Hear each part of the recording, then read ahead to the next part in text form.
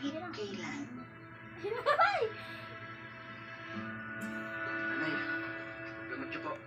Pinadyan ni Mama. Huwag niyo po kalimutan namin ha. Oh, laglag. Malaki naman to. Kunin. Nay, Maliit. bakit po ba galit na galit si tatay? Naku, Mamamatay din hindi ko alam. Pero wala kumuha Tsaka pa. alam mo naman ng tatay mo, lagi mainit ang ulo. Kilala mo naman yun eh. Nay, totoo po ba?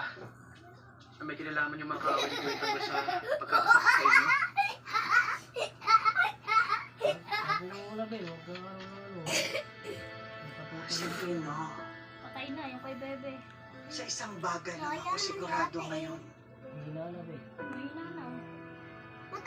Talagang tuluyan na natin ngayon ang kuya mo. Lagay mo muna din eh. Pangako mo sa akin na Ilaban mo na pa. hindi ka Dami gagaya na sa mo kay kanya. Bebe. At saka wala kang gagawin na kahit